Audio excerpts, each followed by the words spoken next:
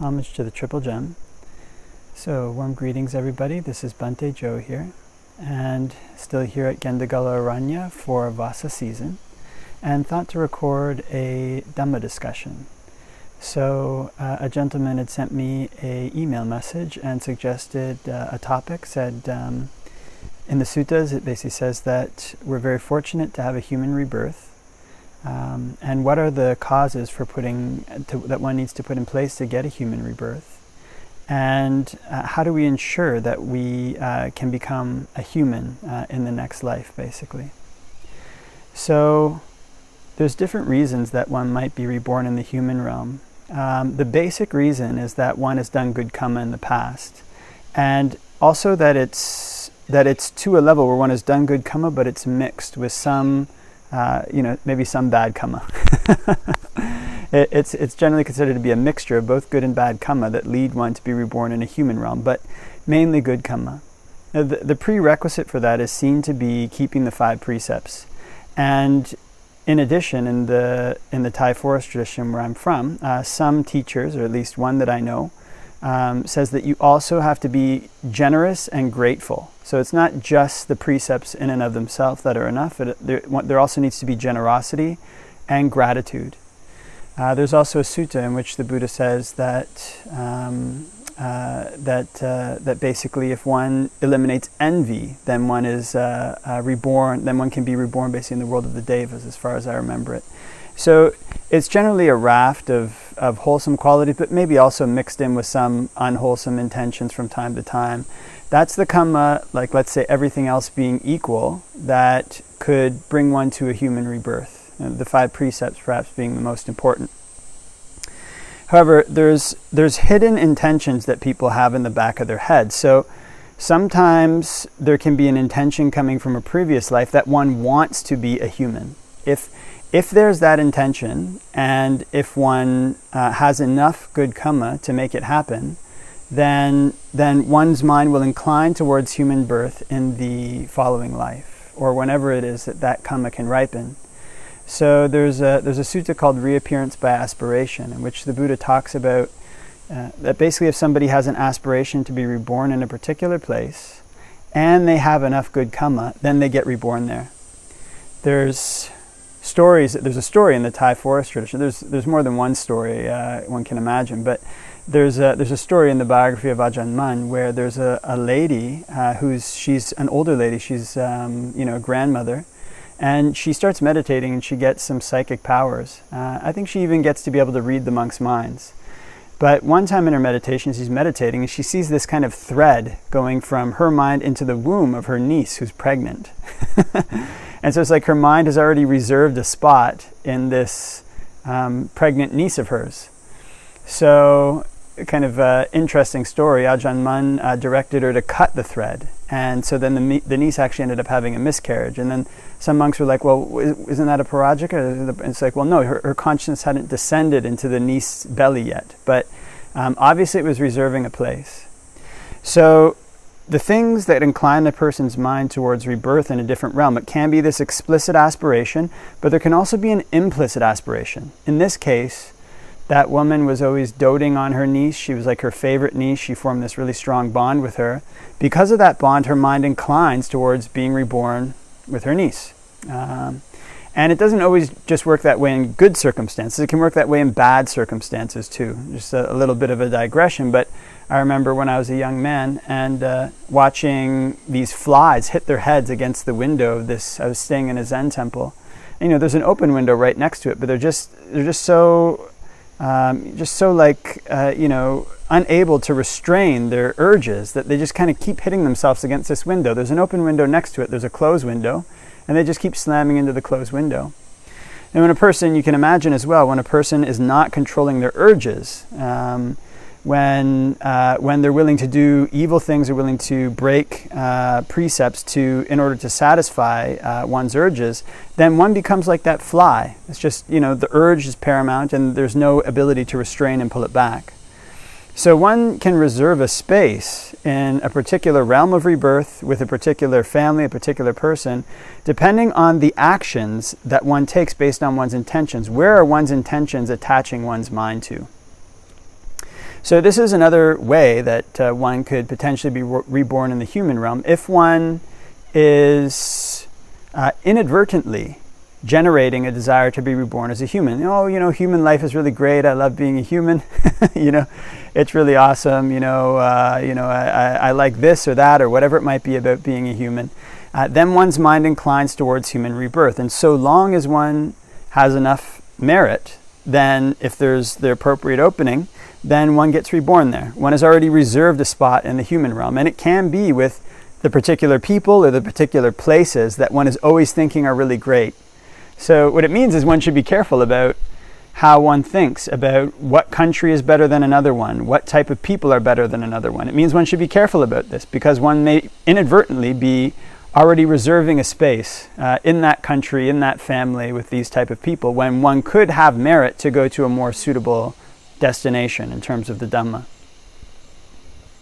So a third way that one can end up reborn in the human realm in terms of intentions that one is unaware of is if one has a vow sitting somewhere in one's past. So there may be far more people with vows than one might think about that carry over from one life to another. These vows can be in terms of the Dhamma or they can be in terms of some larger aspiration. Maybe some people have some worldly vows. They want to be like king of the world. They want to be a Chakravati or they want to be a really rich financier or something like this. Then when their vow ripens, it'll ripen in the human realm with those qualities that they've either directly or indirectly set their minds on. So when this is the case, then one has this kind of vow lurking in one's past, then one can pass through the human realm if it's an appropriate stepping stone in order to achieve one's vow, in order to achieve one's goal. So you can imagine if everybody wanted to go to Toronto. I'm from the Toronto area, so I often use that example. And different people were located at different places in the world, all wanting to go to Toronto. Well, some people would have to cross through forests, some people would have to cross through deserts, some people would have to cross through oceans, some people would have to cross through ice and Arctic, depending where they're coming from in order to get to Toronto, and the means by which they travel, more or less. So, in the same way that some people might cross through an ocean on their way to Toronto, some people might cross through the human realm on their way to Nibbana or on their way to another vow that they have. Maybe they want to be reborn as a Brahma, but they don't have enough parami for it yet. So, in terms of being reborn in the human realm in the future as a supportive condition, well, we went over some of the causes. One of them is if you make a vow to be reborn as a human, if you delight in being a human, and if you have the accumulated merit to do that, one has to be keeping the precepts, should be generous, should be grateful, should be respectful. Actually, those are the qualities that leads one to be reborn in the Deva world. I misspoke a bit earlier. So if one has those qualities, then that's a good merit to be reborn as a human. So the larger question behind all that, though, is it really good to be reborn as a human in terms of one's quest for the Dhamma? Because it's not there is this kind of assumption that the human realm is the best realm to practice in, so it's just best to be reborn there all the time. Now, this is sometimes true. It's sometimes actually not true. Actually, it's not true that one cannot practice in a Deva realm. Devas can practice, and even in the suttas, there's times in the sutras where many devas attain arahantship. There's devas who attain sotapanna. Actually, Saka, Indra, the leader of the Tawatingsa devas, he's said to be a sotapanna. The difficulty is that in the Deva realm, everything is so nice, generally, and so one doesn't have the same ability to see cause and effect and get dispassion for the things external to one in the world. In the human realm, it's much easier to see things arising and passing away because it's kind of a middle realm. Things do arise and they pass away all the time. It's kind of middle in terms of its balance between pleasure and pain. So it's ideal in that sense. However, there are times when the human realm is much, much worse. It's worse on the level of pain. The opportunities for Dhamma are few and very slim on the level of pleasure. And when pain is overwhelming, when life is overwhelmingly difficult, it's actually not a good time to practice. It's not a good situation for practice. So there's there's kind of, I guess, like an open secret in the Thai forest tradition. Many of the Ajahns, especially I think several at least, have basically made this prediction that eventually the world will have another war, and it's going to be this humongous war that basically destroys 2/3 of the population of the world.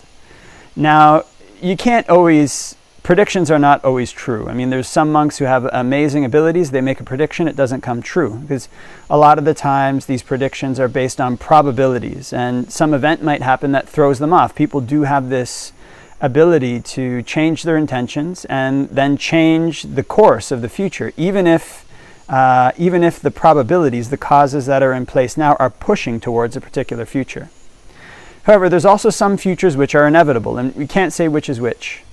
But just as a theoretical example, the Ajahns in these cases recommended their followers, don't get reborn in the human realm right now. Wait for a while. It's going to be bad there for a while. It's going to be hard to practice. And it'll be easier to practice in the Deva realm during this time when humanity is recovering from this terrible war.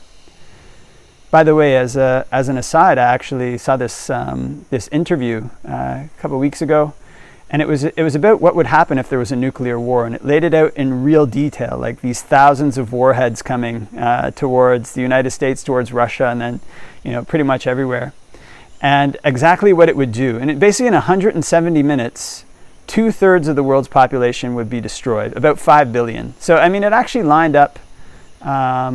Roughly 2/3. It lined up, pretty well with the Ajahns, with the predictions of at least this one Ajahn, and possibly others who have made this prediction as well. So if there was a nuclear war, what they described the aftermath of this nuclear war would be a really terrible situation. I mean, they even described the living envying the dead in these cases, because just human life would be terrible, much worse than we could imagine.